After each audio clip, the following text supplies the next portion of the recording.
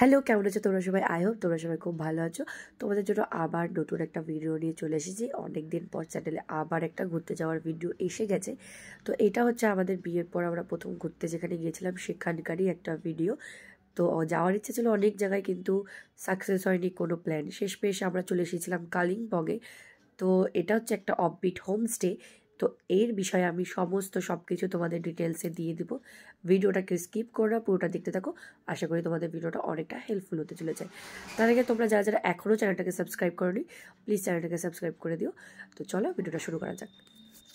এটা হচ্ছে কালিম্পংয়ের একটা অফবিট হোমস্টে, যার দূরত্ব কালিম্পংয়ের মেন শহর থেকে মাত্র 10 মিনিট। তোমরা অনায়াসে এখানে বাইক, স্কুটি নিয়ে আসতে পারবে। আর কেউ যদি 4 হুইলারে আসতে চাও, নিজেদের পার্সোনাল কার নিয়ে সেটা নিয়েও আসতে পারবে। এখানে পার্কিং এরিয়া আছে, তো তোমরা সেখানে পার্কিং এরিয়াতে গাড়ি রাখতে পারবে, যার জন্য কোনো এক্সট্রা চার্জেস নেই। কারণ আমরা স্কুটি বাইক রেখেছিলাম, সেটার তো নেয়নি। এখন 4 হুইলারের নেয় কি না সেটা জানি না, তার জন্য তোমরা একবার কন্ট্যাক্ট করে শুনে নিতে পারবে। তো চলো তোমাদেরকে চারপাশটা একটু ঘুরিয়ে দেখাই। এটা হচ্ছে বাইরের জায়গাটা, যেখানটায় খুব সুন্দর ডাইনিং এরিয়া আছে, যেখানে তোমরা সকালবেলা উঠে ব্রেকফাস্ট করতে পারবে। আর এটা হচ্ছে ওদের নিজস্ব ক্ষেতের লাল লাল লঙ্কা, যেটা হচ্ছে প্রচণ্ড ঝাল। এখানে খুব সুন্দর বসার জায়গা আছে, অনেক সিটিং ক্যাপাসিটি আছে। যেখানে রাত্রেবেলা বনফায়ার হয়, যার জন্য এক্সট্রা চার্জেস লাগে। আমার এই ব্যাপারটা ভালো লাগেনি, বাদ বাকি সব কিছু ঠিক আছে। শীতকালে বনফায়ারটা ফ্রি দেওয়া উচিত, কিন্তু তার জন্য এক্সট্রা চার্জেস দেয়। তো চলো এখন তোমাদেরকে একটু রুম ট্যুর দেখিয়ে দিই।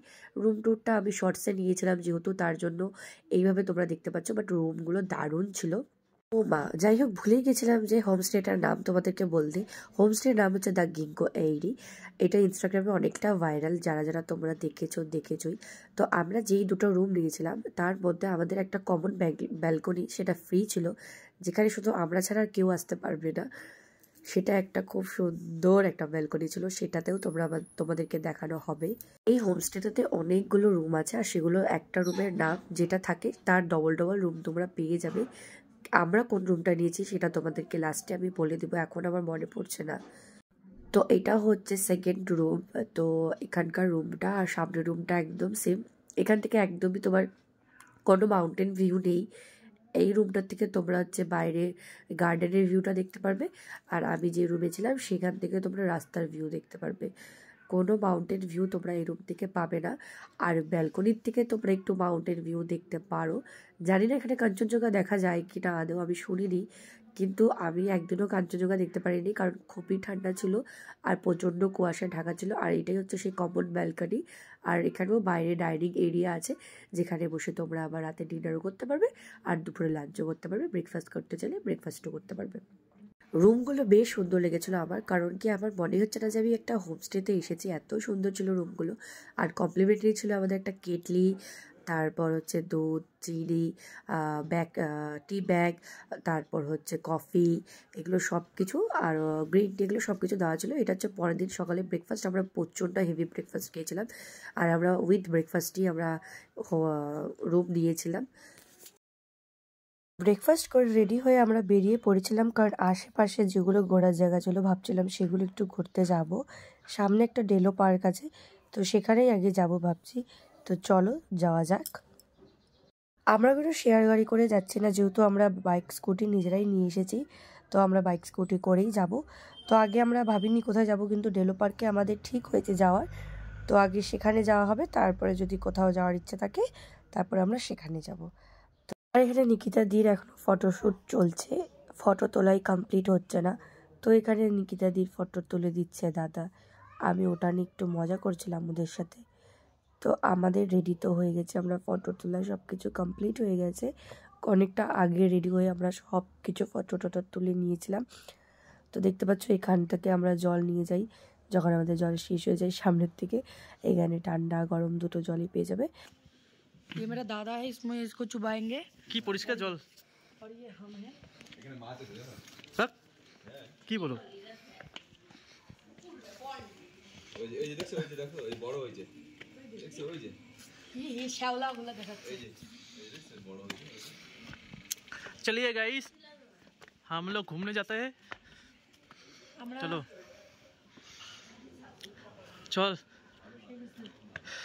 बैगेज चेन खुला तुम्हारा। यहाँ से ऐसा व्यू मिल रहा है वो जो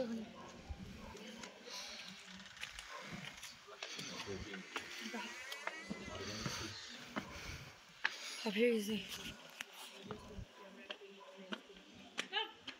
আমরা চলে এসেছি ডেলো পার্কে। আর দেখতে পাচ্ছ কতটা ফগি ওয়েদার ছিল, প্রচণ্ড পরিমাণে ঠান্ডা ছিল, মানে মারাত্মক লেভেলের ঠান্ডা, মানে বলে বোঝাতে পারবো না। আমার মনে হচ্ছিলো আমি কাশ্মীরে চলে এসেছি, যদিও কোনোদিনও কাশ্মীরে যাইনি, কিন্তু কাশ্মীরের সবাই বলে এতটা ঠান্ডা, তো ওই ফিলিংসটাই আমার এখানে হচ্ছিলো। ওই দেখো ওখানে একটা ঘোড়া, তো আমি ওই ভাবছিলাম এটা হয়তো কাশ্মীরের 4th 5th কপি। যাই হোক, আমার তো আর কাশ্মীর যাওয়া হলো না, নেক্সট বার হয়তো হতে পারে। তো এখন এখানটারই মজা নিই। খুব সুন্দর লাগছিলো, খুব মজা লাগছিলো। আমরা এখানটায় প্রচুর রিলস বানিয়েছিলাম, ফটো তুলেছিলাম। কিন্তু ভেবেছিলাম যে আমরা 4 জন ছাড়া হয়তো কেউই আসেনি, এতটা ফাঁকা কেন জায়গাটা। তারপরে বুঝতে পারলাম আস্তে আস্তে উপরে ওঠার সময় যে অর্ধেক মানুষই উপরে চলে গেছে, মানে উপরের দিকে উঠে তারা ওখানটায় এনজয় করছে। আর এখানে খুব সুন্দর সুন্দর গান চলছিল। আমরা উঠতে উঠতেই এখানে এই সুন্দর রাস্তাতে অনেকগুলো ফটো ক্লিক করে ফেলেছি, যার জন্য আমাদের এখানটায় অনেকটা সময় চলে যায় আর আমরা অন্য কোথাও ঘুরতে যেতে পারি না। আর এতটা উঁচু খাড়া রাস্তা ছিল, মা গো মা, খুব কষ্টই হচ্ছিলো। তারপর আমরা ঘোরাঘুরি কমপ্লিট করে চলে এসেছি খাবার খেতে, মানে হোমস্টেতে পৌঁছে গেছি। আর এখানে আমাদের লাঞ্চ গরম গরম সার্ভ করে দিয়েছে, আর খুবই টেস্টি ছিল লাঞ্চ। আমরা নিয়েছিলাম হচ্ছে চিকেন থালি।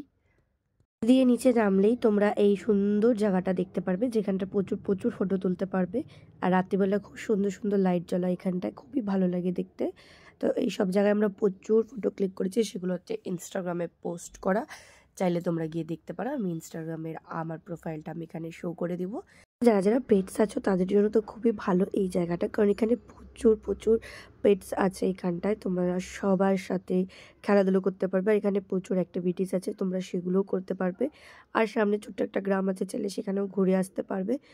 তো এইভাবেই তোমরা এখানে এসে খুব সুন্দরভাবে টাইম স্পেন্ড করতে পারবে। আমাদের রুম চার্জেস নিয়েছিল হচ্ছে উইথ ব্রেকফাস্ট 3500 টাকা।